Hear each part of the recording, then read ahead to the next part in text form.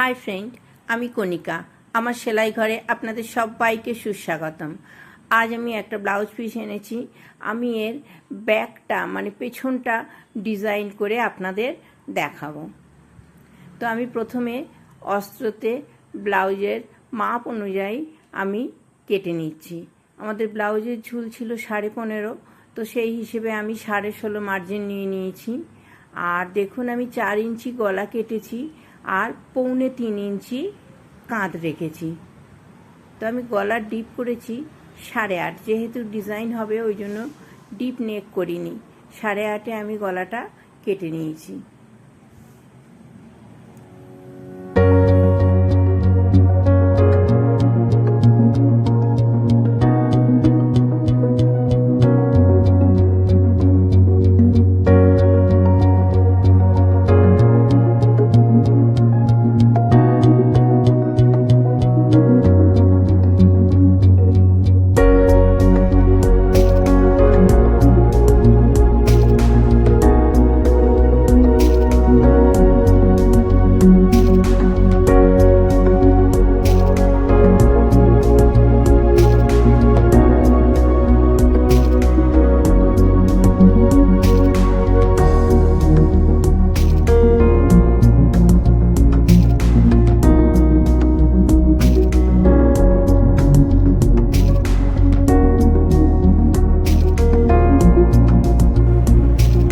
মাপ আছে 42, তো আমি 10.5-এ মাপটা নিয়েছি আর 1.5 ইঞ্চি এক্সট্রা নিয়ে নিয়েছি।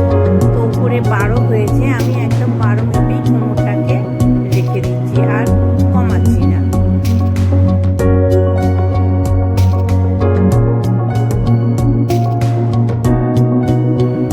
আমি অস্ত্র এবং মেন ফেব্রিক দুটোই কেটে নিয়েছি।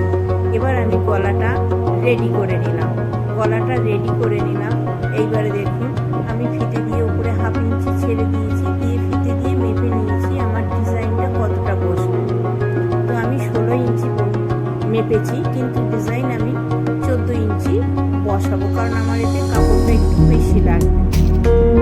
তো আমি এখানে যেহেতু 16 ইঞ্চি মেপেছি, 16 ইঞ্চি ডবল 32 হয়, তবে পুরো কাপড়টা 37 আছে, পুরোটাই কেটে নিচ্ছি। আর চওড়াটা দেখুন, চওড়া 4 ইঞ্চি করে আমি কেটেছি।